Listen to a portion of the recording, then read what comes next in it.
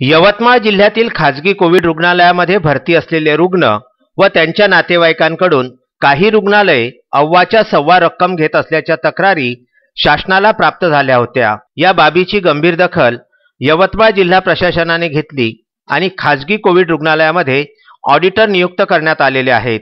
त्यामुळे अतिरिक्त आकारण्यात येणाऱ्या बिलाला आता आळा बसलेला असून रुग्णांना व त्याच्या नातेवाईकांना दिलासा मिळण्यास मदत होणार आहे।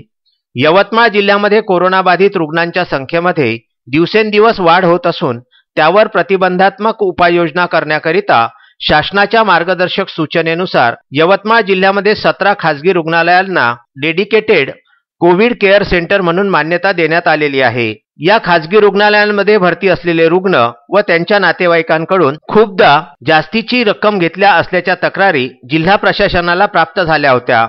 कोरोना बाधित रुग्णांकडून कोणत्याही प्रकारची जादा शुल्क आकारणी होऊ नये याकरिता निवासी उपजिल्हाधिकारी ललित कुमार वराडे यांची सनियंत्रण अधिकारी म्हणून नेमणूक करण्यात आली आहे।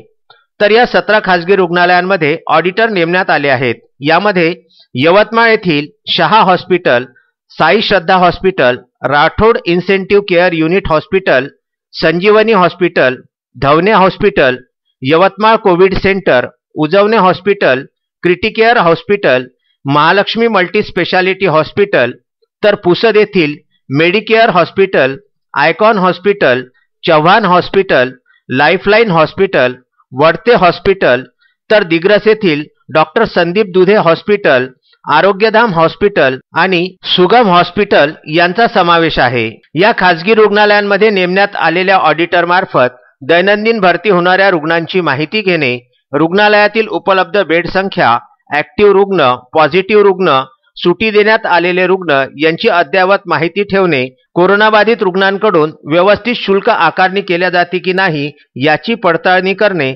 इत्यादी कामे सुद्धा करण्यात येणार आहे। या परिपत्रकानुसार शुल्क आकारणी होत नसल्यास एकंदरीत बिलाची तपासणी करून शुल्क आकारणी निश्चित करणे व रुग्णालयातील कोणत्याही कोरोनाबाधित रुग्णांची देयके तपासल्याशिवाय त्यांना सुटी होणार नाही याची खात्री करणे असेही शासनाने कळविले आहे। Vidarbha news bureau, Amravati.